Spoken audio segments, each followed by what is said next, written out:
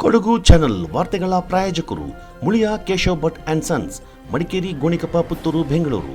Bharati radio house, electronic ಉಪಕರಣಗಳ ಬೃಹತ್ ಮಳಿಗೆ, ಗಣಪತಿ ಬೀದಿ, ಮಡಿಕೇರಿ, ಮುಖ್ಯ ರಸ್ತೆ, Gonikoppal. A2Z super market, Vishwamanava double road, Kuvempu Nagar, Mysuru. Wood look furniture, ಪೀಠೋಪಕರಣಗಳ ಬೃಹತ್ ಮಳಿಗೆ, ಆಲ್ವೆಸಲ್ ಟವರ್, ಕೊಯ್ನೂರು ರಸ್ತೆ, ಮಡಿಕೇರಿ. ಶಾರದಾ ಜ್ಯುವೆಲರಿ, ಕೊಡಗಿನ ಸಾಂಪ್ರದಾಯಿಕ ಆಭರಣಗಳ ವಿಶಾಲ ಮಳಿಗೆ, Aras road, Mysuru. Rohan city residential and commercial, Vijay, Mangaluru. ZRN Kaveri silks, art and craft emporium, ಅಪ್ಪಟ ರೇಷ್ಮೆ ಸೀರೆಗಳ ಮಳಿಗೆ, ಮೈಸೂರು ರಸ್ತೆ, ಮಡಿಕೇರಿ. ಮಡಿಕೇರಿ ಕರಗ ಉತ್ಸವದೊಂದಿಗೆ ದಸರಾಗೆ ವಿದ್ಯುಕ್ತ ಚಾಲನೆ ದೊರೆಯಲಿದ್ದು, ಅಕ್ಟೋಬರ್ 4ರಿಂದ 12ರವರೆಗೆ ವಿವಿಧ ಸಾಂಸ್ಕೃತಿಕ ಕಾರ್ಯಕ್ರಮಗಳು ನಗರದ ಗಾಂಧಿ ಮೈದಾನದ ಕಲಾ ಸಂಭ್ರಮ ವೇದಿಕೆಯಲ್ಲಿ ನಡೆಯಲಿದೆ ಎಂದು ಜಿಲ್ಲಾಧಿಕಾರಿ ವೆಂಕಟರಾಜ್ ಅವರು ತಿಳಿಸಿದ್ದಾರೆ. ನಗರದ ಜಿಲ್ಲಾಧಿಕಾರಿ ಕಚೇರಿ ಸಭಾಂಗಣದಲ್ಲಿ ಗುರುವಾರ ಸುದ್ದಿಗೋಷ್ಠಿಯಲ್ಲಿ ಮಾತನಾಡಿದ ಜಿಲ್ಲಾಧಿಕಾರಿಗಳು, ಮಡಿಕೇರಿ ದಸರಾ ಸಮಿತಿ, ಕನ್ನಡ ಮತ್ತು ಸಂಸ್ಕೃತಿ ಇಲಾಖೆ, ಮಡಿಕೇರಿ ದಸರಾ ಜನೋತ್ಸವ ಸಾಂಸ್ಕೃತಿಕ ಕಾರ್ಯಕ್ರಮ ಸಮಿತಿ ವತಿಯಿಂದ ವಿವಿಧ ದಸರಾ ಕಾರ್ಯಕ್ರಮಗಳು ಜರುಗಲಿವೆ ಎಂದರು. ಈ ವರ್ಷ ಕರ್ನಾಟಕ ಸರ್ಕಾರ ಮತ್ತು ಕನ್ನಡ ಮತ್ತು ಸಂಸ್ಕೃತಿ ಇಲಾಖೆ ವತಿಯಿಂದ ಈ ವರ್ಷ ನಮ್ಮ ಮಡಿಕೇರಿ ದಸರಾಗೆ 1,50,00,000 ಫಂಡು ಈಗ ಬಿಡುಗಡೆ ಆಗ್ತಿದೆ. ಅದರ ಜೊತೆಗೆ ಗೋಣಿಕೊಪ್ಪ ದಸರಾಗೆ 75 lakhs ಈಗ ಬಿಡುಗಡೆ ಆಗ್ತಿದೆ. ಇದರಲ್ಲಿ ಹಲವಾರು ಕಾರ್ಯಕ್ರಮಗಳು ನಾವು ಎಲ್ಲ ದಸರಾ ಸಮಿತಿಯಿಂದ ಮತ್ತು ಉಪ ಸಮಿತಿಯಿಂದ ನಾವು ರೆಡಿ ಮಾಡ್ಕೊಂಡು ಆಗಿತ್ತು. ಅದರಲ್ಲಿ ವಿಶೇಷವಾಗಿ ನಮ್ಮ ಜಿಲ್ಲೆಗಳಿಗೆ ಕೆಲವು ಬಹುಖ್ಯಾತಿ ಎಲ್ಲ ಸ್ಟಾರ್ಸ್ಗಳು ಬರ್ತಾರೆ, ಸಿಂಗರ್ಸ್ ಬರ್ತಾರೆ, ಮತ್ತು ಅದ್ರ ಜೊತೆಗೆ ಲೋಕಲ್ ಟ್ಯಾಲೆಂಟ್ ಅವರಿಗೆ ಕೂಡ ನಮ್ಮ ವೇದಿಕೆ ಕೂಡ ನಾವು ಕೊಟ್ಟು ಅವರು ಟ್ಯಾಲೆಂಟನ್ನು ಎಲ್ಲರಿಗೆ ಗೊತ್ತಾಗಲಿ ಮತ್ತು ಸ್ಥಳೀಯ ಅವರಿಗೆ ಒಂದು ಅವಕಾಶ ಕೊಡಬೇಕಂತ ನಾವು ಒಂದು ತೀರ್ಮಾನ ತಗೊಂಡಾಯಿತು. ಅದರಲ್ಲಿ ನಮ್ಮ ಜಿಲ್ಲೆ ದಸರಾ ಸಮಾರಂಭ 3ನೇ ಅಕ್ಟೋಬರಿಗೆ ಈಗ ಕರಗ ಪೂಜಾ, ಶಕ್ತಿಪೀಠ ಪೂಜಾ ಅವರಿಂದ ನಾವು ಶುರು ಮಾಡ್ತೀವಿ. ಅದು ನಮ್ಮ ಮಡಿಕೇರಿ ದಸರಾದು ಒಂದು ಪದ್ಧತಿ ಇದೆ, ಸಂಸ್ಕೃತಿ, ಇತಿಹಾಸ ಇದೆ. ಅದು ಆದಮೇಲೆ ನಾಳೆ 4ನೇಗೆ ಒಂದು ಉದ್ಘಾಟನಾ ಸಮಾರಂಭ ಆಗ್ತದೆ. ಅದ್ರ ಜೊತೆಗೆ ಕೆಲವು ಸಾಂಸ್ಕೃತಿಕ ಚಟುವಟಿಕೆಗಳು ಕೂಡ ಅದರ ಆಗುತ್ತೆ. ವಿವಿಧ ಬೇಡಿಕೆಗಳನ್ನು ಈಡೇರಿಸುವಂತೆ ಒತ್ತಾಯಿಸಿ ಕರ್ನಾಟಕ ದಲಿತ ಸಂಘರ್ಷ ಸಮಿತಿ ಭೀಮಾವಾದ ಮಡಿಕೇರಿಯಲ್ಲಿ ಪ್ರತಿಭಟನೆ ನಡೆಸಿತು. ನಗರದ ಜಿಲ್ಲಾಧಿಕಾರಿಗಳ ಕಚೇರಿ ಎದುರು ಸಮಿತಿಯ ಪ್ರಮುಖರು ಹಾಗೂ ಪದಾಧಿಕಾರಿಗಳು ಘೋಷಣೆಗಳನ್ನು ಕೂಗಿ ಬೇಡಿಕೆಗಳನ್ನು ಈಡೇರಿಸುವಂತೆ ಒತ್ತಾಯಿಸಿದರು. ಈ ಸಂದರ್ಭ ಮಾತನಾಡಿದ ದಲಿತ ಸಂಘರ್ಷ ಸಮಿತಿಯ ರಾಜ್ಯ ಸಂಘಟನಾ ಸಂಚಾಲಕ KB ರಾಜು, ಪರಿಶಿಷ್ಟ ಜಾತಿ, ಪರಿಶಿಷ್ಟ ಪಂಗಡದವರು ಈ ದೇಶದ ಮೂಲ ನಿವಾಸಿಗಳು. ಆದರೆ ನಮ್ಮನ್ನ ಆಳುವ ಸರ್ಕಾರ ಶೋಷಿತ ಸಮುದಾಯಗಳ ಅಭಿವೃದ್ಧಿ, ವಿದ್ಯಾರ್ಥಿಗಳ ಭವಿಷ್ಯಕ್ಕಾಗಿ ಒತ್ತು ನೀಡೋದನ್ನು ಬಿಟ್ಟು ಎಲ್ಲ ಸೌಲಭ್ಯಗಳನ್ನು ಕಸಿದುಕೊಳ್ತಾ ಇದೆ. ದಲಿತರ ಹಿತ ಕಾಯುವಲ್ಲಿ ಆಡಳಿತ ವ್ಯವಸ್ಥೆ ವಿಫಲವಾಗ್ತಾ ಇದೆ ಎಂದು ಆರೋಪಿಸಿದರು. ಕರ್ನಾಟಕ ದಲಿತ ಸಂಘರ್ಷ ಸಮಿತಿ ಭೀಮವಾದ ಹಾಗೂ Republican party of India Karnataka ಪಕ್ಷದ ವತಿಯಿಂದ ಹಲವು ಬೇಡಿಕೆಗಳು ಇಟ್ಟುಕೊಂಡು ಇವತ್ತು ಕೊಡಗು ಜಿಲ್ಲೆಯ ಜಿಲ್ಲಾಧಿಕಾರಿಯ ಕಚೇರಿ ಮುಂಭಾಗ ಪ್ರತಿಭಟನೆ ಮಾಡ್ತಾ ಇದ್ದೇವೆ. ಹಿಂದೆ ಕೂಡ 15/9/2024 ಮೈಸೂರಿಂದ ಬೆಂಗಳೂರಿನವರೆಗೆ 6 ದಿನ ಕಾಲ್ನಡಿಗೆ ಜಾಥಾ ಮಾಡಿ ಒಂದು ಸಮಾವೇಶನ ಮಾಡಿ ರಾಜ್ಯಪಾಲರಿಗೆ ಮನವಿಯನ್ನು ಕೊಟ್ಟಿದ್ವಿ. ಬಡವರಿಗೆ, ದಲಿತರಿಗೆ ಮೀಸಲಿಟ್ಟ ಹಣ 25,000 ಕೋಟಿ ಹಣವನ್ನು ಸರ್ಕಾರ ವಾಪಸ್ ತೆಗೆದುಕೊಂಡು ಇತರ ಭಾಗಿಗಳಿಗೆ ಬಳಸಿದೆ.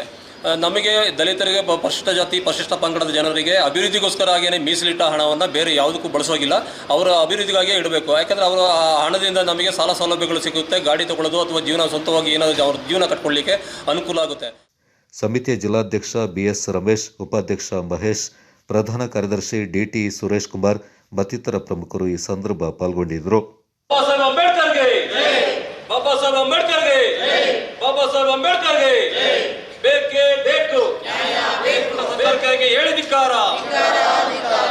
ಬಡವರಿಗೆ ಮೀಸಲಿಟ್ಟ 25,000 ಕೋಟಿ ಹಣವನ್ನು ವಾಪಸ್ ಪಡೆದ ಸರ್ಕಾರಕ್ಕೆ ಹೇಳಿ ಧಿಕ್ಕಾರ.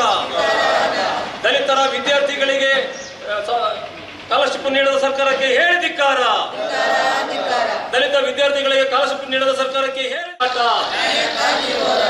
ಎಲ್ಲಿಯ ತನಕ ಹೋರಾಟ, ಎಲ್ಲಿಯ ತನಕ ಹೋರಾಟ, ಬೇಕೇ ಬೇಕು. ಬಡವರಿಗೆ ಮೀಸಲಿಟ್ಟ 20 ಮಡಿಕೇರಿ ನಗರದೊಳಗೆ ಪ್ರವೇಶಿಸುವ ರಾಷ್ಟ್ರೀಯ ಹೆದ್ದಾರಿ ಬದಿಯ, ಅದರಲ್ಲೂ ಜಿಲ್ಲಾಸ್ಪತ್ರೆಯ ಮುಂಭಾಗದಲ್ಲೇ ಇರುವ ನಂದಿನಿ ಹಾಲಿನ ಬೂತ್ಗೆ ಕನ್ನ ಹಾಕಿದ ಖದೀಮರಿಬ್ಬರು ಕ್ಷಣ ಮಾತ್ರದಲ್ಲಿ 50,000 ನಗದಂದ ಅಪಹರಿಸಿರುವ ಘಟನೆ ಗುರುವಾರ ತಡರಾತ್ರಿ ನಡೆದಿದೆ. ಮಡಿಕೇರಿಯ ಜಿಲ್ಲಾಸ್ಪತ್ರೆಯ ಮಹಿಳೆಯರ ಮತ್ತು ಮಕ್ಕಳ ವಿಭಾಗದ ಗೇಟ್ ಪಕ್ಕದಲ್ಲಿನ ನಂದಿನಿ ಹಾಲಿನ ಬೂತ್ನಲ್ಲಿ ಕಳ್ಳರು ಕೈಚಳಕ ತೋರಿದ್ದು, ಈ ಕೃತ್ಯ ಅಲ್ಲಿನ ಸಿಸಿ ಕ್ಯಾಮೆರಾದಲ್ಲಿ ಸೆರೆಯಾಗಿದೆ. ಮಡಿಕೇರಿ ನಗರ ಪೊಲೀಸ್ ಠಾಣೆಯಲ್ಲಿ ಪ್ರಕರಣ ದಾಖಲಾಗಿದ್ದು, ಖದೀಮರ ಪತ್ತೆಗೆ ಪೊಲೀಸರು ಬಲೆ ಬೀಸಿದ್ದಾರೆ.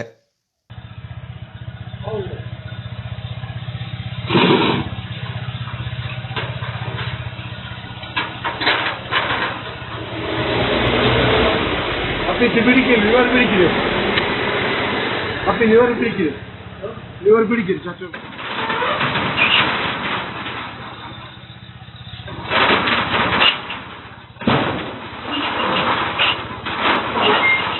ನಡ್ತಾ ಬಂದು ಈಜಾದೆ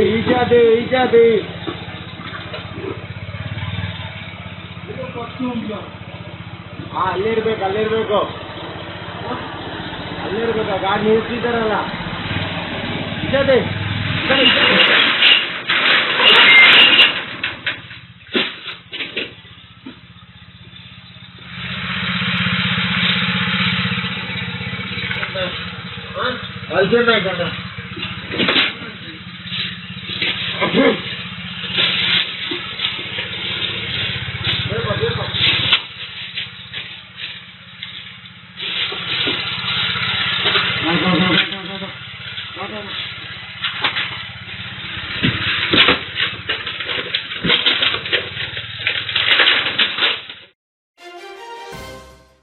ಬಿಸಿನೆಸ್ ಇನ್ವೆಸ್ಟ್ಮೆಂಟ್ಗೆ ಹೊಸ ಲ್ಯಾಂಡ್ಮಾರ್ಕ್ ರೋಹನ್ ಸಿಟಿ.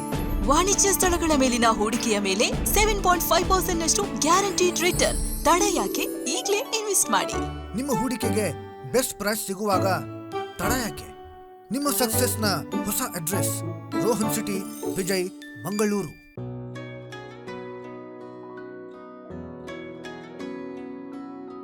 ಪ್ರೀತಿಯ ಸಂಕೇತ, ಅಳಿಯದ ಸಂಬಂಧ, ನಗುವಿನ ಸೌಂದರ್ಯ,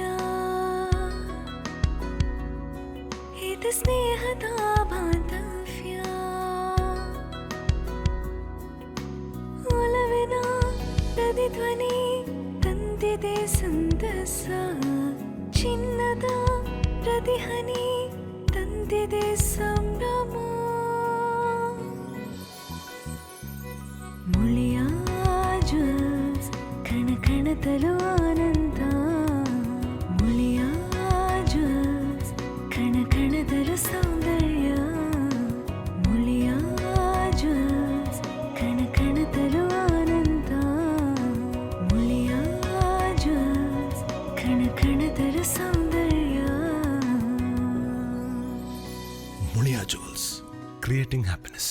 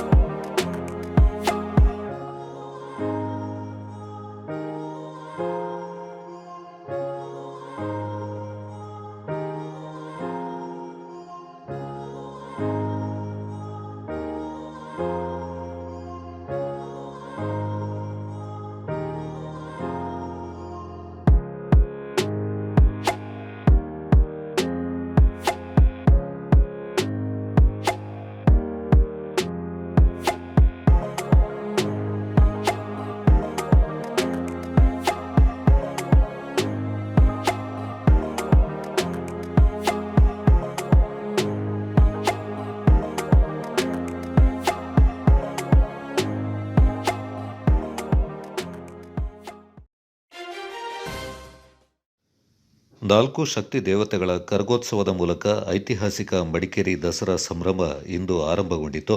ಇತಿಹಾಸ ಪ್ರಸಿದ್ಧ 4 ಶಕ್ತಿ ದೇವತೆಗಳ ಕರಗಗಳಿಗೆ ನಗರದ ಪಂಪಿನಕೆರೆಯ ಬಂದಿ ಮಂಟಪದಲ್ಲಿ ಸಾಂಪ್ರದಾಯಿಕವಾಗಿ ವಿಶೇಷ ಪೂಜೆಯನ್ನು ಸಲ್ಲಿಸಿ ಕರಗೋತ್ಸವದ ನಗರ ಸಂಚಾರಕ್ಕೆ ಚಾಲನೆ ನೀಡಲಾಯಿತು.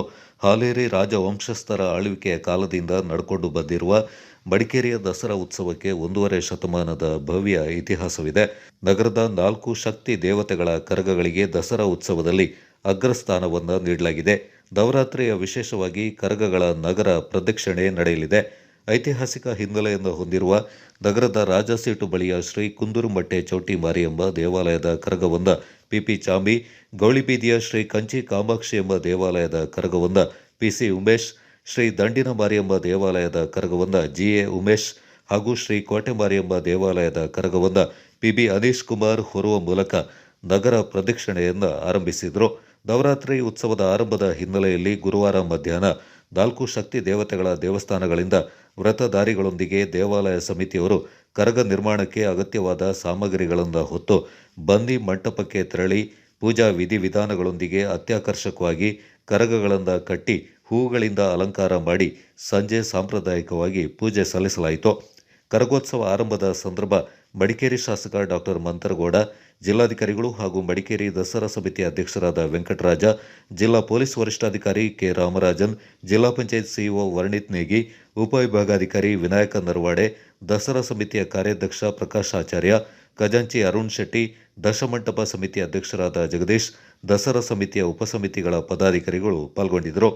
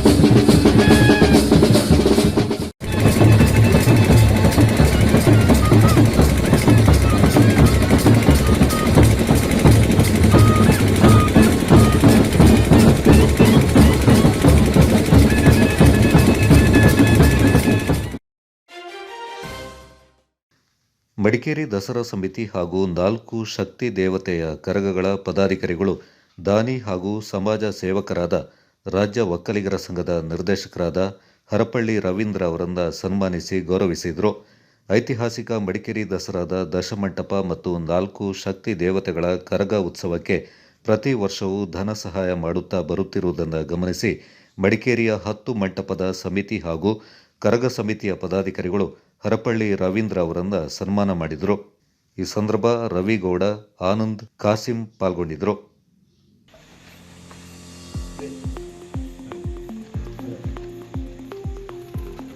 ಅಷ್ಟೇ ಒಂದು ದೈವಿಕ ಶಕ್ತಿ ಕೂಡ ಇರುತ್ತೆ.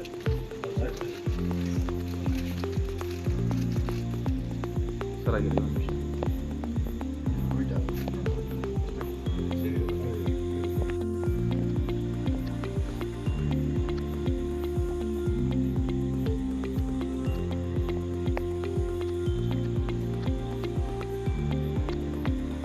ಚೌಡೇಶ್ವರಿ ಬಾಲಕ ಭಕ್ತ ಮಂಡಳಿ ಗುರುರಾಜ್ ಅಂತೇಳಿ ಮಾತಾಡ್ತಾ ಇದ್ದೀನಿ.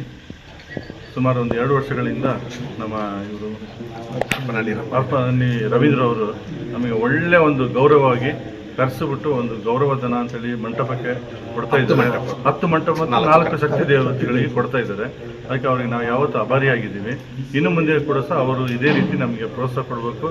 ಮತ್ತು ಭಗವಂತನ ನಾವು ಏನು ಕೇಳ್ಕೊಳ್ತೀವಿ ಅಂತಂದರೆ ಅವ್ರ ಮುಂದಿನ ಏನು ಯೋಜನೆಗಳಿದೆ, ಮುಂದಿನ ಏನಿದೆ ಅದು ಏಳಿಗೆಯಾಗಿ ಮುಂದಿನವರು ಒಳ್ಳೆಯದಾಗಬೇಕು. ಪ್ಲಸ್ ನಮ್ಮ ಮಂಟಪಗಳಿಗೂ ಮತ್ತು ಶಕ್ತಿ ದೇವತೆಗಳಿಗೂ ಇದೇ ರೀತಿ ಮುಂದಿನ ದಿನಗಳಲ್ಲಿ ಇದೇ ಥರ ಪ್ರೋತ್ಸಾಹ ಕೊಡಬೇಕು ಅಂತ ಕೇಳ್ಕೊಳ್ತೇವೆ. ಕರ್ನಾಟಕ ಅರಣ್ಯ ಇಲಾಖೆಯ ಕೊಡಗು ಅರಣ್ಯ ವೃತ್ತ ಹಾಗೂ ಮಡಿಕೇರಿ ವನ್ಯಜೀವಿ ವಿಭಾಗದ ವತಿಯಿಂದ ಶಾಲಾ ಶಿಕ್ಷಣ ಇಲಾಖೆ, ಭಾರತ ಸ್ಕೌಟ್ಸ್ ಮತ್ತು ಗೈಡ್ಸ್ನ ಕೊಡಗು ಜಿಲ್ಲಾ ಸಂಸ್ಥೆ, ಕರ್ನಾಟಕ ರಾಜ್ಯ ವಿಜ್ಞಾನ ಪರಿಷತ್ನ ಕೊಡಗು ಜಿಲ್ಲಾ ಸಮಿತಿ, ರಾಷ್ಟ್ರೀಯ ಹಸಿರು ಪಡೆಯ ಇಕೋ ಕ್ಲಬ್ ಘಟಕ, ರಾಷ್ಟ್ರೀಯ ಸೇವಾ ಯೋಜನೆ ಹಾಗೂ ವಿವಿಧ ಶಾಲಾ ಕಾಲೇಜು ಸಹಯೋಗದೊಂದಿಗೆ ಗುರುವಾರ ಜಿಲ್ಲಾ ಕೇಂದ್ರವಾದ ಮಡಿಕೇರಿಯಲ್ಲಿ ವನ್ಯಜೀವಿಗಳೊಂದಿಗೆ ಸಹಬಾಳ್ವೆ ಎಂಬ ಧ್ಯೇಯ ವಾಕ್ಯದೊಂದಿಗೆ 70ನೇ ವನ್ಯಜೀವಿ ಸಪ್ತಾಹ 2024ರ ಅಂಗವಾಗಿ ವನ್ಯಜೀವಿ ಸಂರಕ್ಷಣೆ ಕುರಿತು ಜಾಗೃತಿ ಮೂಡಿಸಲು ವನ್ಯಜೀವಿ ಸಂರಕ್ಷಣೆಗಾಗಿ ಕಾಲ್ನಡಿಗೆ ಜಾಗೃತಿ ಜಾಥಾವನ್ನು ಹಮ್ಮಿಕೊಳ್ಳಲಾಗಿತ್ತು. ಕಾಲ್ನಡಿಗೆ ಜಾಥಾಕ್ಕೆ ಹಸಿರು ನಿಶಾನೆ ತೋರಿಸುವ ಮೂಲಕ ಚಾಲನೆ ನೀಡಿ ಮಾತನಾಡಿದ ಪ್ರಧಾನ ಜಿಲ್ಲಾ ಮತ್ತು ಸತ್ರ ನ್ಯಾಯಾಧೀಶರಾದ ಹೊಸಮನಿ ಪುಂಡಲೀಕ, ಪ್ರತಿಯೊಬ್ಬರೂ ನಿಸರ್ಗದ ನಿಯಮಗಳನ್ನು ಪರಿಪಾಲಿಸುವ ಮೂಲಕ ಭವಿಷ್ಯದ ದೃಷ್ಟಿಯಿಂದ ಪರಿಸರ, ಪ್ರಕೃತಿ, ಅರಣ್ಯ ಮತ್ತು ವನ್ಯಜೀವಿಗಳ ಬಗ್ಗೆ ಕಾಳಜಿಯನ್ನು ಹೊಂದಬೇಕೆಂದರು. ಜಿಲ್ಲಾಧಿಕಾರಿ ವೆಂಕಟರಾಜ್, ಕೊಡಗು ಅರಣ್ಯ ವೃತ್ತದ ಮುಖ್ಯ ಅರಣ್ಯ ಸಂರಕ್ಷಣಾಧಿಕಾರಿ ಮನೋಜ್ ಕುಮಾರ್ ತ್ರಿಪಾಠಿ ಮತ್ತಿತರ ಅಧಿಕಾರಿಗಳು ಈ ಸಂದರ್ಭ ಪಾಲ್ಗೊಂಡಿದ್ದರು. ಜಿಲ್ಲಾಡಳಿತ ಮತ್ತು ವಿವಿಧ ಸಂಘಟನೆಗಳು ಹಾಗೂ ಶಾಲಾ ಶಿಕ್ಷಣ ಇಲಾಖೆ ಮತ್ತು ಅರಣ್ಯ ಇಲಾಖೆಯ ವತಿಯಿಂದ ಇವತ್ತು ವನ್ಯಜೀವಿ ಸಪ್ತಾಹವನ್ನು ಮಾಡಿದ್ದೇವೆ. ನಮ್ಮ ಎಲ್ಲ ಇಲಾಖೆಗಳು ಈ ಕಾರ್ಯಕ್ರಮವನ್ನು ಮಾಡಲಿಕ್ಕೆ ತುಂಬ ಉತ್ಸಾಹದಿಂದ ಭಾಗವಹಿಸಿ ನಮ್ಮ ನಾಗರಿಕರಿಗೆ ಅರಣ್ಯ, ಪರಿಸರ, ವನ್ಯಜೀವಿಗಳ ಸಂರಕ್ಷಣೆ ಇವುಗಳನ್ನು ಕುರಿತು ಜಾಗೃತಿಯನ್ನು ಜಾಥಾ ಮಾಡುವುದರ ಮುಖಾಂತರ ಮಾಡಿದ್ದೇವೆ. ಇದರ ಮುಖಾಂತರ ಸಂಘ ಶಿಕ್ಷಣ ಇಲಾಖೆ, ವಿಜ್ಞಾನ ಪರಿಷತ್ತು, ಸ್ಕೌಟ್ ಗೈಡ್ಸು ಮತ್ತು ರಾಷ್ಟ್ರೀಯ NSS ಎಲ್ಲ ಸಂಘ ಸಂಸ್ಥೆ ಇವತ್ತೊಂದು ಪರಿಸರ ಜಾಗೃತಿಯನ್ನು ಮಾಡಿದ್ದೇವೆ. ಎಲ್ಲರೂ ಮಕ್ಕಳು ಭಾಳ ಖುಷಿಯಿಂದ ಅರಣ್ಯ ಮತ್ತು ಪರಿಸರ ಸಂರಕ್ಷಣೆ ಬಗ್ಗೆ ಒಂದು ಜಾಗೃತಿ ಮೂಡಿಸಿದೆ, ಜನಜಾಗೃತಿ ಮೂಡಿಸಿದೆ. ನಮ್ಮೊಟ್ಟಿಗೆ ನಮ್ಮ DDPI ಸಾಹೇಬರು ಕೂಡ ಪಾಲ್ಗೊಂಡು ಭಾಳ ಚೆನ್ನಾಗಿ ಅದನ್ನು ಹೇಳಿದ್ದಾರೆ. ಸರ್, ನಮಗೆ ಅರಣ್ಯ ಇಲಾಖೆಯ ಪರಿಸರ ಸಂರಕ್ಷಣೆ ನಮ್ಮೆಲ್ಲರ ಹೊಣೆ. ಹಸಿರೇ ವನ್ಯಜೀವಿಗಳ ಸಂರಕ್ಷಣೆ, ಅರಣ್ಯಗಳ ಸಂರಕ್ಷಣೆ, ಪಶ್ಚಿಮ ಘಟ್ಟಗಳ ಸಂರಕ್ಷಣೆ, ಜೀವನದಿ ಕಾವೇರಿ ಸಂರಕ್ಷಣೆ. ನಮ್ಮ ನಡೆಗೆ ಹಸಿರೆಡೆಗೆ, ನಮ್ಮ ನಡೆಗೆ ವನ್ಯಜೀವಿಗಳೆಡೆಗೆ, ನಮ್ಮ ನಡೆಗೆ ಹಸಿರೇ ಪರಿಸರ ಸಂರಕ್ಷಣೆ. ಎಲ್ಲರಿಗೂ ಧನ್ಯವಾದ. ನಮ್ಮ ನಡೆಗೆ ವನ್ಯಜೀವಿಗಳೆಡೆಗೆ, ನಮ್ಮ ನಡೆಗೆ ಹಸಿರೇ ಪರಿಸರ ಸಂರಕ್ಷಣೆ, ಪರಿಸರ ಸಂರಕ್ಷಣೆ, ಹಸಿರೇ ಕಾಡು ಬೆಳೆಸಿ, ಕಾಡು ಬೆಳೆಸಿ, ಕಾಡು ಬೆಳೆಸಿ, ಪರಿಸರ ಸಂರಕ್ಷಣೆ. ಮನೆಗೊಂದು ಮರ, ಮನೆಗೊಂದು ಮರ, ಮನೆಗೊಂದು ಮರ ಹೊರಗಿಡಬೇಕು.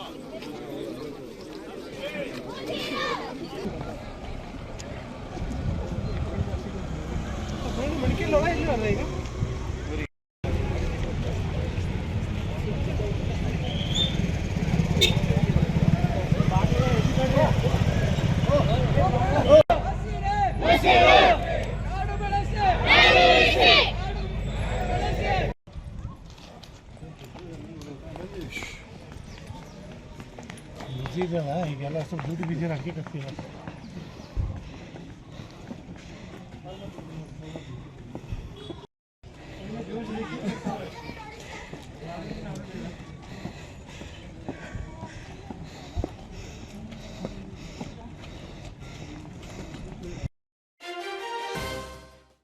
ಐತಿಹಾಸಿಕ ಮಡಿಕೇರಿ ದಸರಾ ಜನೋತ್ಸವದಿಂದ ವೈಶಿಷ್ಟ್ಯಪೂರ್ಣ ಸಾಂಸ್ಕೃತಿಕ ಕಾರ್ಯಕ್ರಮಗಳೊಂದಿಗೆ ಅದ್ದೂರಿಯಾಗಿ ಆಚರಣೆ ಮಾಡಲು ಅಗತ್ಯ ಸಿದ್ಧತೆಗಳನ್ನು ಮಾಡಿಕೊಳ್ಳಲಾಗಿದೆ ಎಂದು ಮಡಿಕೇರಿ ದಸರಾ ಸಮಿತಿ ಪ್ರಧಾನ ಕಾರ್ಯದರ್ಶಿ ರಾಜೇಶ್ ಯಲ್ಲಪ್ಪ ತಿಳಿಸಿದ್ದಾರೆ. ನಗರದಲ್ಲಿ ಸುದ್ದಿಗೋಷ್ಠಿಯಲ್ಲಿ ಮಾತನಾಡಿದ ಅವರು, ನಗರದ ಗಾಂಧಿ ಮೈದಾನದ ಕಲಾ ಸಂಭ್ರಮ ವೇದಿಕೆಯಲ್ಲಿ ಅಕ್ಟೋಬರ್ 4ರಂದು ಸಂಜೆ ಸಾಂಸ್ಕೃತಿಕ ಕಾರ್ಯಕ್ರಮಗಳಿಗೆ ವಿಧಾನ ಪರಿಷತ್ನ ಮಾಜಿ ಸದಸ್ಯೆ ವೀಣಾ ಅಚ್ಚಯ್ಯ ಅವರು ಚಾಲನೆ ನೀಡಲಿದ್ದಾರೆ. ಅಂದಿನಿಂದ ವಿಜಯದಶಮಿವರೆಗೆ ವೈವಿಧ್ಯಮಯ ಸಾಂಸ್ಕೃತಿಕ ಕಾರ್ಯಕ್ರಮಗಳು ನಡೆಯಲಿವೆ ಎಂದರು.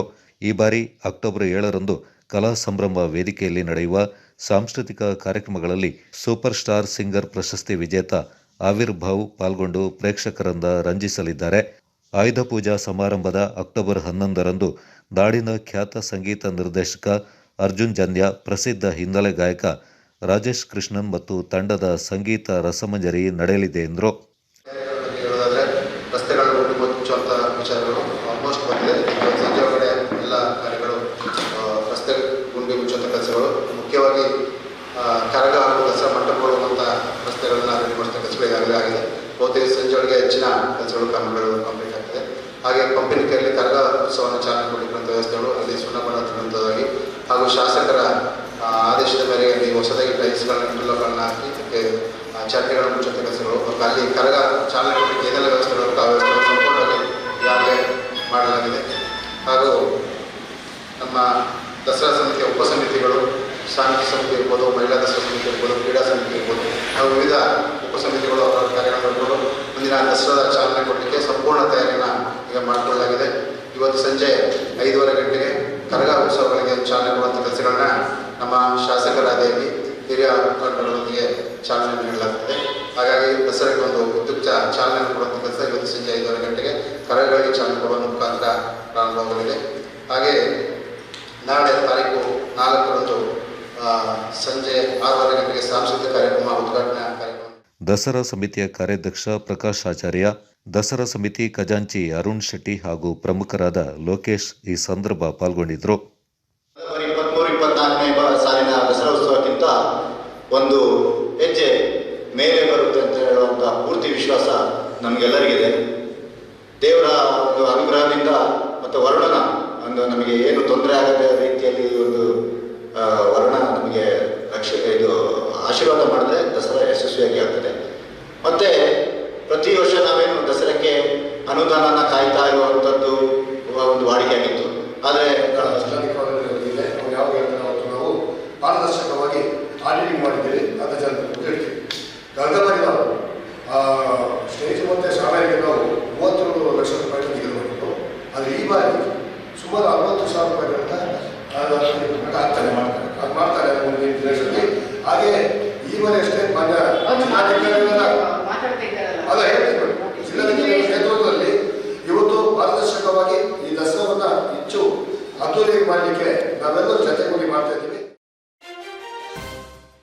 ಕೊಡಗಿನಲ್ಲಿ ಸುಯೋಗ್ ಮೆಡ್ಸಿಟಿ ಮೆಡಿಕಲ್ ಸೆಂಟರ್ ಆರಂಭ. ಮೈಸೂರಿನ ಸುಪ್ರಸಿದ್ಧ ಸುಯೋಗ್ ಸೂಪರ್ ಸ್ಪೆಷಾಲಿಟಿ ಆಸ್ಪತ್ರೆಯ ಅನುಭವಿ ವೈದ್ಯರುಗಳ ಸೇವೆ ಕೊಡಗಿನ ಗೋಣಿಕೊಪ್ಪಲಿನಲ್ಲಿ ಆರಂಭಗೊಂಡಿದೆ. Suyog Medcity medical centre, Kaveri complex, ಮುಖ್ಯ ರಸ್ತೆ, ಗೋಣಿಕೊಪ್ಪಲು. ಡಾಕ್ಟರ್ ಶರತ್ ಕುಮಾರ್, ಜೀರ್ಣಾಂಗ ಶಸ್ತ್ರಕ್ರಿಯಾ ತಜ್ಞರು. ಇವರು ಪ್ರತಿ ಮಂಗಳವಾರ ಬೆಳಿಗ್ಗೆ 10ರಿಂದ ಮಧ್ಯಾಹ್ನ 1 ಗಂಟೆಯವರೆಗೆ ಗೋಣಿಕೊಪ್ಪಲಿನ ಸುಯೋಗ್ ಮೆಡ್ಸಿಟಿ ಮೆಡಿಕಲ್ ಸೆಂಟರ್ನಲ್ಲಿ ಲಭ್ಯವಿರುತ್ತಾರೆ. ಡಾಕ್ಟರ್ ಅಭಿಜಿತ್, ಮೂತ್ರಜನಕಾಂಗ ಶಸ್ತ್ರಕ್ರಿಯಾ ತಜ್ಞರು. ಇವರು ಪ್ರತಿ ಮಂಗಳವಾರ ಬೆಳಗ್ಗೆ 10 ಗಂಟೆಯಿಂದ ಮಧ್ಯಾಹ್ನ 1 ಗಂಟೆವರೆಗೆ ಸುಯೋಗ್ ಮೆಡ್ಸಿಟಿ ಮೆಡಿಕಲ್ ಸೆಂಟರ್ನಲ್ಲಿ ಲಭ್ಯವಿರುತ್ತಾರೆ. ಡಾಕ್ಟರ್ ರವಿಕುಮಾರ್, ಹೃದಯ ತಜ್ಞರು. ಇವರು ಪ್ರತಿ ಶುಕ್ರವಾರ ಬೆಳಗ್ಗೆ 9:30ರಿಂದ 11 ಗಂಟೆಯವರೆಗೆ ಲಭ್ಯವಿರುತ್ತಾರೆ. ಡಾಕ್ಟರ್ ಸುಯೋಗ್ ಯೋಗಣ್ಣ, ಶ್ವಾಸಕೋಶ ತಜ್ಞರು. ಇವರು ಪ್ರತಿ ಶುಕ್ರವಾರ ಮಧ್ಯಾಹ್ನ 12ರಿಂದ 1 ಗಂಟೆಯವರೆಗೆ ಗೋಣಿಕೊಪ್ಪಲಿನ ಸುಯೋಗ್ ಮೆಡ್ಸಿಟಿ ಮೆಡಿಕಲ್ ಸೆಂಟರ್ನಲ್ಲಿ ಲಭ್ಯವಿರುತ್ತಾರೆ. ಸುಯೋಗ್ ಸೂಪರ್ ಸ್ಪೆಷಾಲಿಟಿ ಆಸ್ಪತ್ರೆಯ ಪ್ರಸಿದ್ಧ ವೈದ್ಯರುಗಳನ್ನು ಕೊಡಗಿನ ಗೋಣಿಕೊಪ್ಪಲಿನಲ್ಲಿ ಭೇಟಿ ಮಾಡಲು ಕರೆ ಮಾಡಿ ತಮ್ಮ ಹೆಸರುಗಳನ್ನು ನೋಂದಾಯಿಸಿಕೊಳ್ಳಬಹುದು. Suyog Medcity medical centre, Kaveri complex, ಮುಖ್ಯ ರಸ್ತೆ, Gonikoppal. Mobile 9036032123 9036033123. Suyog Medcity medical centre, Kaveri complex, Gonikoppal.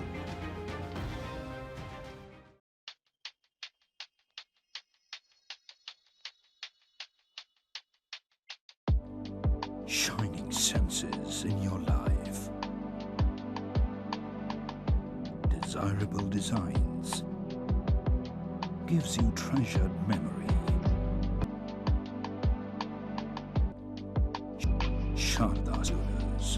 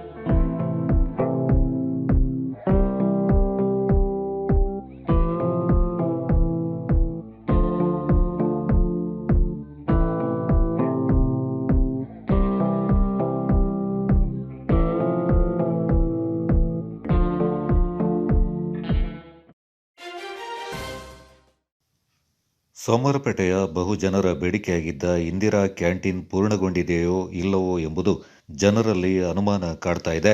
Indira canteen ಕಾಮಗಾರಿ ಪ್ರಾರಂಭಗೊಂಡು 3 ವರ್ಷ ಕಳೆದರೂ ಪೂರ್ಣಗೊಳ್ಳದೆ ಈ ಜಾಗ ದುಶ್ಚಟ ವ್ಯಸನಿಗಳ ತಾಣವಾಗಿದೆ. 2017ರಲ್ಲಿ ಪ್ರಾರಂಭಗೊಂಡ ಇಂದಿರಾ ಕ್ಯಾಂಟೀನ್ ಎಂಬ ಮಹತ್ತರ ಸೇವೆ ಕರ್ನಾಟಕದಾದ್ಯಂತ ಹಲವು ನಗರಗಳಲ್ಲಿ, ಪಟ್ಟಣಗಳಲ್ಲಿ ಪ್ರಾರಂಭಗೊಂಡು ಬಡವರ, ಶ್ರಮಿಕರ ಹೊಟ್ಟೆಯನ್ನು ತುಂಬಿಸ್ತಾ ಇದೆ. ಸೋಮವಾರಪೇಟೆ ತಾಲೂಕಿನಲ್ಲಿ ಇಂದಿರಾ ಕ್ಯಾಂಟೀನ್ ನಿರ್ಮಾಣ ಮಾಡಲು 2020ರಲ್ಲಿ ಜಾಗ ಗುರುತು ಮಾಡಿದ್ದು, ಇನ್ನೇನು ನಿರ್ಮಾಣವಾಗುತ್ತೆ ಎಂಬ ಜನರ ಆಶಾಭಾವನೆ 3 ವರ್ಷ ಕಳೆದರೂ ಈಡೇರಲಿಲ್ಲ. ಸದ್ಯ 2024ರಲ್ಲಿ ಕಟ್ಟಡ ನಿರ್ಮಾಣ ಪ್ರಾರಂಭವಾಗಿ ಕಟ್ಟಡ ತಲೆ ಎತ್ತಿ ನಿಂತಿದೆ. ಆದರೆ ಇದಕ್ಕೆ ಮೂಲ ಸೌಕರ್ಯಗಳ ಕೊರತೆಯಿಂದಾಗಿ ಪ್ರಾರಂಭವಾಗಲು ತಡವಾದ ಕಾರಣ ಈ ಕ್ಯಾಂಟೀನ್ ಕುಡುಕರ ಅಡ್ಡೆಯಾಗಿದೆ. ರಾತ್ರಿ ಆಗುತ್ತಲೇ ಇಲ್ಲಿ ಹಲವಾರು ಕೆಟ್ಟ ಚಟುವಟಿಕೆಗಳು ನಡೀತಾ ಇವೆ. ಸಂಬಂಧಪಟ್ಟ ಅಧಿಕಾರಿಗಳು ಇತ್ತ ಗಮನಹರಿಸಿ ಸೂಕ್ತ ಕ್ರಮ ಕೈಗೊಳ್ಳಬೇಕು. ಹಾಗೆಯೇ ಈ ಕ್ಷೇತ್ರದ ಶಾಸಕರು ಆದಷ್ಟು ಬೇಗ ಈ ಕಟ್ಟಡಕ್ಕೆ ಸೌಕರ್ಯಗಳನ್ನು ಒದಗಿಸಿ ಬಡ ಜನರ ಹಾಗೂ ಕೂಲಿ ಕಾರ್ಮಿಕರ ಹೊಟ್ಟೆ ತುಂಬಿಸುವ ಕೆಲಸವನ್ನು ಮಾಡಬೇಕಾಗಿದೆ ಎಂದು ಕರ್ನಾಟಕ ರಕ್ಷಣಾ ವೇದಿಕೆಯ ಜಿಲ್ಲಾಧ್ಯಕ್ಷ ದೀಪಕ್ ಹೇಳಿದ್ದಾರೆ. ಶ್ರಮಿಕರು, ಕೂಲಿ ಕಾರ್ಮಿಕರು, ರೋಗಿಗಳು, ಶಾಲಾ ವಿದ್ಯಾರ್ಥಿಗಳು ಹೊಟ್ಟೆ ಹಸ್ಕೊಂಡು ಇರಬಾರ್ದು ಅನ್ನೋ ಒಂದು ಸದುದ್ದೇಶನ ಇಟ್ಕೊಂಡು ನಮ್ಮ ರಾಜ್ಯದ ಮುಖ್ಯಮಂತ್ರಿಗಳು ಸನ್ಮಾನ್ಯ ಶ್ರೀ ಸಿದ್ದರಾಮಯ್ಯನವರು ಇಂದಿರಾ ಕ್ಯಾಂಟೀನ್ ಅಂತಕ್ಕಂಥ ಒಂದು ಅದ್ಭುತ ಯೋಜನೆಯನ್ನು ಜಾರಿಗೆ ತಂದರು. ಜಾರಿಗೆ ತಂದು ಕೊಡಗಿಗೆ ತಡವಾದರೂ ಕೂಡ 3 ತಾಲೂಕುಗಳಲ್ಲಿ ಒಂದು ಯಶಸ್ವಿಯಾಗಿ ಏನು ಕಟ್ಟಡ ಕಾಮಗಾರಿ ಪ್ರಾರಂಭವಾಯಿತು. ತದನಂತರದಲ್ಲಿ ಅದರ ಇಂಟ್ರೆಸ್ಟ್ ಅವರಿಗೆ ಬಿಟ್ಟೋಗಿದೆ. ಈ ಕಟ್ಟಡ ಏನೀಗಾಗಲೇ ಮಾಡಿದರೆ ಅದು ಮಳೆಯಿಂದ ಸೋರ್ತಾ ಇದೆ. ಜೊತೆಗೆ ಅದೀಗ ದುಶ್ಚಟಗಳ ತಾಣ ಆಗಿದೆ. ಸಾರಾಯಿ ಪ್ಯಾಕೆಟ್ಗಳಿರ್ಬೋದು, ಬಿಯರ್ ಬಾಟಲ್ಗಳಿರ್ಬೋದು, ಇನ್ನಿತರ ಅನೇಕ ದುಶ್ಚಟ ಕ್ರಿಯೆಗಳು ಇದರಲ್ಲಿ ನಡೀತಾ ಇದೆ. ಇದು ಒಂಥರ ಶೌಚಾಲಯ ಆಗಿ ಅನೇಕರು ಇದನ್ನು ಬಳಸ್ಕೊಳ್ತಾ ಇದ್ದಾರೆ. ಆದಷ್ಟು ಬೇಗ ಈ ಸರ್ಕಾರದ ಹಣ, ತೆರಿಗೆ ಹಣ ಏನಿದೆ ಜನರದು, ಈ ರೀತಿ ಹಾಳಾಗೋಕ್ಕೆ ಸರ್ಕಾರ ಬಿಡಬಾರ್ದು. ಮಾನ್ಯ ಶಾಸಕರು ಕೂಡ ಈ ಬಗ್ಗೆ ಗಮನಹರಿಸಿ ಇದನ್ನು ಕೂಡಲೇ ಸರಿಪಡಿಸಬೇಕು ಅಂತೇಳಿ ಕರ್ನಾಟಕ ರಕ್ಷಣಾ ವೇದಿಕೆ ವತಿಯಿಂದ ಆಗ್ರಹಿಸ್ತಾ ಇದ್ದೀವಿ. ಕುಶಾಲನಗರದ ಕೇರಳ ಸಮಾಜದಿಂದ ಅಕ್ಟೋಬರ್ 6ರಂದು ಭಾನುವಾರ ಓಣಂ ಆಚರಣೆ ಸರಳವಾಗಿ ಹಮ್ಮಿಕೊಳ್ಳಲಾಗಿದೆ ಎಂದು ಸಂಘದ ಅಧ್ಯಕ್ಷ ಪಿ ರವೀಂದ್ರನ್ ತಿಳಿಸಿದ್ದಾರೆ. ಸಮಾಜದ ಸಭಾಂಗಣದಲ್ಲಿ ನಡೆದ ಸುದ್ದಿಗೋಷ್ಠಿಯಲ್ಲಿ ಮಾತನಾಡಿದ ಅವರು, 24ನೇ ವರ್ಷದ ಓಣಂ ಆಚರಣೆ ಸಂಪ್ರದಾಯದಂತೆ ಹಮ್ಮಿಕೊಳ್ಳಲಾಗಿದೆ ಎಂದರು. ಹೆಚ್ಚು ಆಡಂಬರವಿಲ್ಲದೆ ಸಂಪ್ರದಾಯಕ್ಕೆ ಯಾವುದೇ ಚ್ಯುತಿ ಬಾರದಂತೆ ಸರಳ ರೀತಿಯಲ್ಲಿ ಈ ಬಾರಿ ಓಣಂ ಆಚರಣೆ ನಡೆಯಲಿದೆ ಎಂದರು. ಸಮಾಜದ ನಿರ್ದೇಶಕ ವರದ ಈ ಸಂದರ್ಭ ಪಾಲ್ಗೊಂಡಿದ್ದರು. ಸಂಪ್ರದಾಯಕ್ಕೆ ಯಾವುದೇ ಚ್ಯುತಿ ಬಾರದಂತೆ ಸರಳ ರೀತಿಯಲ್ಲಿ ಈ ಬಾರಿ ಓಣಂ ಆಚರಿಸಬೇಕು ಬೇಕೆಂದಿದ್ದೀವಿ. ಹಾಗೆ ಚಂಡೆ ವಾದ್ಯಗಳೊಂದಿಗೆ ಸಾಂಪ್ರದಾಯಿಕ ಉಡುಗೆ ತೊಡುಗೆ ತೊಟ್ಟು ವರ್ಷ ಆಚರಿಸಿಕೊಂಡು ಬರ್ತಿದ್ದ ಮೆರವಣಿಗೆ, ಘೋಷಯಾತ್ರೆ ಮತ್ತು ಪೂಕಳಂ ಸ್ಪರ್ಧೆ ಈ ಬಾರಿ ಇರೋದಿಲ್ಲ. ಉಳಿದ ಯುವಾದಿರ ಕಳಿ, ಭರತನಾಟ್ಯ, ನಾಡೋಡಿ ನೃತ್ಯ, ನಾಡಗೀತೆ, ಓಣಂ ಪಾಟ್ನಂಥ ಸಾಂಸ್ಕೃತಿಕ ಕಾರ್ಯಕ್ರಮಗಳು ಮಧ್ಯಾಹ್ನ 1 ಗಂಟೆಯ ವಿಶೇಷ ಓಣಂ ಸದ್ಯ ಎಂಬ ರಸದೌತಣದ ನಂತರ ಆಯೋಜಿಸಲಾಗಿದೆ. ಹಾಗೆ ಮಕ್ಕಳಿಗಾಗಿ ಡ್ರಾಯಿಂಗ್ ಸ್ಪರ್ಧೆ ಕೂಡ ಆಯೋಜಿಸಿದ್ದು ವಿಜೇತರುಗಳಿಗೆ ಬಹುಮಾನ ವಿತರಣೆ ಆಗಲಿದೆ. ಬೆಳಿಗ್ಗೆ 11 ಗಂಟೆಗೆ ನಡೆಯುವ ಸಭಾ ಕಾರ್ಯಕ್ರಮಕ್ಕೆ ವಿಶೇಷ ಅತಿಥಿಗಳಾಗಿ ಮಡಿಕೇರಿ ಕ್ಷೇತ್ರದ ಶಾಸಕರಾದ ಡಾಕ್ಟರ್ ಮಂತರ್ಗೌಡರು, ಮಾಜಿ ಸಚಿವರು ಮತ್ತು ಮಡಿಕೇರಿ ಕ್ಷೇತ್ರದ ನಿಕಟಪೂರ್ವ ಶಾಸಕರಾದ ಶ್ರೀ MP ಅಪ್ಪಚ್ಚು ರಂಜನ್ ರವರು, ಕುಶಾಲನಗರ ಪಟ್ಟಣ ಪಂಚಾಯಿತಿ ಅಧ್ಯಕ್ಷರಾದ ಶ್ರೀಮತಿ ಜಯಲಕ್ಷ್ಮಿ ಚಂದ್ರೂರವರು, ಗುಡ್ಡೆಹೊಸೂರು ಪಂಚಾಯಿತಿಯ ಅಧ್ಯಕ್ಷರಾದಂಥ ಶ್ರೀಮತಿ ರುಕ್ಮಿಣಿ ಮುರಳಿರವರು. ಓಣಂ ಆಘೋಷ ನಾವು 24 ವರ್ಷ ಆಯಿತು. ಕೇರಳ ಸಮಾಜ 2000 ಸ್ಟಾರ್ಟ್ ಮಾಡಿ ಇವಾಗ 24ನೇ ವರ್ಷ ನಡೀತಾ ಇರೋದು. ಅದರಲ್ಲಿ 23 ವರ್ಷ ಕಂಟಿನ್ಯೂ ಆಗಿ ನಮ್ಮ ಕೆ.ಆರ್. ಶಿವಾನಂದನ್ ಅವರ ಅಧ್ಯಕ್ಷತೆಯಲ್ಲಿ ನಡೆಸ್ಕೊಂಡು ಬಂದಿದ್ದು. ಅನ್ಫಾರ್ಚುನೇಟ್ಲಿ ಯಾದೃಚ್ಛಿಕವಾಗಿ ಅವರು ಇವಾಗ ನಮ್ಮ ಜೊತೆ ಇಲ್ಲ. ಅದೊಂದು ಭಯಂಕರ ದುಃಖವಾದಂಥ ವಿಷಯ. ಆದರೂ ಅದು ಅಲ್ಲದೆ ಕೇರಳದಲ್ಲಿ ಮಾನಂದವಾಡಿಯಲ್ಲಿ ವಯನಾಡಲ್ಲಿ ರಾಯಲ್ ಯುವಕ ಸಂಘ ಸಿದ್ದಿ ವಿನಾಯಕ ಅಂಬೇಡ್ಕರ್ ಸಮಿತಿ ಶ್ರೀ ಮಹಾಗಣಪತಿ ಮಿತ್ರ ಮಂಡಳಿ ವತಿಯಿಂದ ಗೌರಿ ಗಣೇಶ ವಿಸರ್ಜನೋತ್ಸವ ಶ್ರದ್ಧಾಭಕ್ತಿಯಿಂದ ಅಪಾರ ಸಂಖ್ಯೆಯ ಭಕ್ತರ ನಡುವೆ ಅದ್ದೂರಿಯಾಗಿ ನಡೆಯಿತು. ವಿವಿಧೆಡೆ ಪ್ರತಿಷ್ಠಾಪನೆ ಮಾಡಲಾಗಿದ್ದ ಗೌರಿ ಗಣೇಶ ವಿಸರ್ಜನೋತ್ಸವ ಅಂಗವಾಗಿ ಹೋಮ, ಮಹಾಪೂಜೆ, ಮಹಾಮಂಗಳಾರತಿ ನಂತರ ಭಕ್ತಾದಿಗಳಿಗೆ ಅನ್ನಸಂತರ್ಪಣೆಯಿಂದ ನೆರವೇರಿಸಲಾಗಿತ್ತು. ವಿದ್ಯುತ್ ಅಲಂಕೃತ ಮಂಟಪಗಳಲ್ಲಿ ಗೌರಿ ಗಣೇಶ ಮೂರ್ತಿಗಳನ್ನು ಕುಳ್ಳಿರಿಸಿ ಸಂಗೀತ ವಾದ್ಯ ಮೇಳಗಳೊಂದಿಗೆ ಪ್ರಮುಖ ಬೀದಿಗಳಲ್ಲಿ ಶೋಭಾಯಾತ್ರೆಯಿಂದ ನಡೆಸಲಾಯಿತು. ಮೆರವಣಿಗೆ ಉದ್ದಕ್ಕೂ ಡಿಜೆ ಸಂಗೀತಕ್ಕೆ ಹೆಜ್ಜೆ ಹಾಕಿ ಸಂಭ್ರಮಿಸಿದ ಭಕ್ತರು ವಿಸರ್ಜನೋತ್ಸವದಲ್ಲಿ ಪಾಲ್ಗೊಂಡು ಗಮನ ಸೆಳೆದರು. ಈ ಸಂದರ್ಭ ವಿವಿಧ ಸಮಿತಿಗಳ ಪ್ರಮುಖರಾದ ಸಜಿ ಪ್ರಶಾಂತ್, ಅಯ್ಯ, ಸುರೇಶ್ ಕಣ್ಣನ್, ಪ್ರಕಾಶ್ ಸೇರಿದಂತೆ ಮತ್ತಿತರರು ಪಾಲ್ಗೊಂಡಿದ್ದರು. बोलो महागणपति की, बोलो महागणपति की।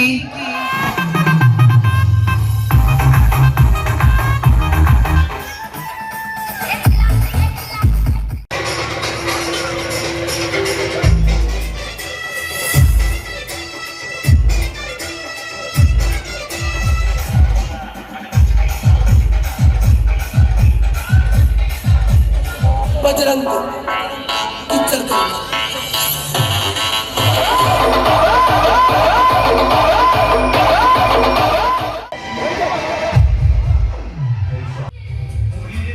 ಸಿದ್ದಾಪುರ ಮಹಾಗಣಪತಿ ಮಿತ್ರ ಮಂಡಳಿಯ ಅಧ್ಯಕ್ಷರಾದಂಥ ಶಿವಕುಮಾರ್ ಮಾತಾಡ್ತಿರೋದು.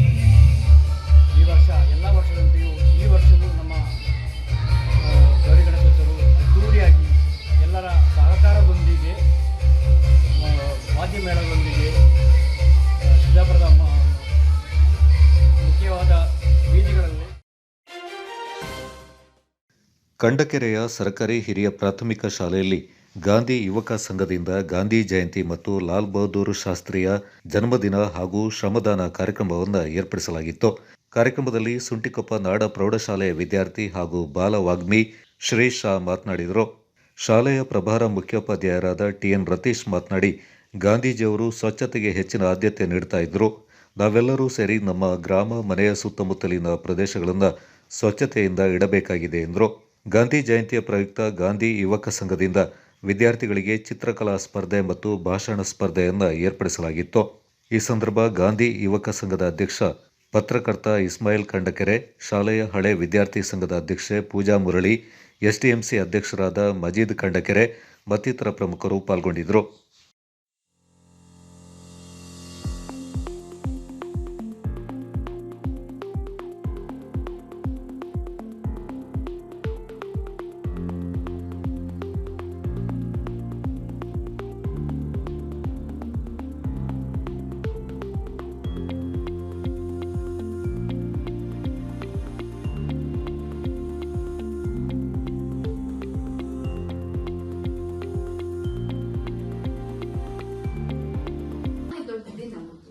ನಾನಿವತ್ತು ಗಾಂಧೀಜಿಯ ಬಗ್ಗೆ ನಾಲ್ಕು ಒಳ್ಳೆಯ ಮಾತುಗಳನ್ನಾಡಿದರೆ ನನ್ನ ಬಗ್ಗೆ ಕೆಟ್ಟದಾಗಿ ಮಾತನಾಡುವ ಜನರಿದ್ದಾರೆ ಗೊತ್ತು.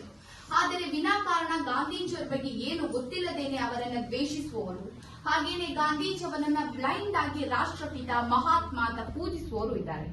ಆದ್ರೆ ಇವರಲ್ಲಿ ಬಹುತೇಕರಿಗೆ ಗಾಂಧಿ ಅಂದ್ರೆ ಯಾರು ಅಂತಾನೆ ಗೊತ್ತಿಲ್ಲ. ಇನ್ನು ಕೆಲವರು ಇಂದಿರಾ ಗಾಂಧಿ, ರಾಜೀವ್ ಗಾಂಧಿ, ರಾಹುಲ್ ಗಾಂಧಿ, ಸೋನಿಯಾ ಗಾಂಧಿ ಮುಂತಾದವರ ಮೂಲ ಪುರುಷ ಮಹಾತ್ಮ ಗಾಂಧಿ ಇರಬೇಕು ಅನ್ಕೊಂಡಿದ್ದಾರೆ. ಬಹಳಷ್ಟು ಜನ ಗಾಂಧೀಜಿಯವರ ಬಗ್ಗೆ ಓದಿಲ್ಲ. ಇನ್ನು ನಿಜವಾದ ದುರಂತ ಅಂದ್ರೆ ಮಹಾತ್ಮ ಗಾಂಧೀಜಿಯವರು ಭಾರತಕ್ಕೆ ಬರುವ ವೇಳೆಗಾಗಲೇ ಇಲ್ಲಿ ಸ್ವಾತಂತ್ರ್ಯದ ಚಳುವಳಿ ಆರಂಭಗೊಂಡಿತು. ನಾನು ಬರೀ 1857ರ ಪ್ರಥಮ ಸ್ವಾತಂತ್ರ್ಯ ಸಂಗ್ರಾಮದ ಬಗ್ಗೆ ಮಾತನಾಡುತ್ತಿಲ್ಲ. ಅದಾದ ನಂತರ ಕೂಡ ಸಾಕಷ್ಟು ಚಳುವಳಿಗೆ ಈ ನೆಲೆಯಾಗಿತ್ತು.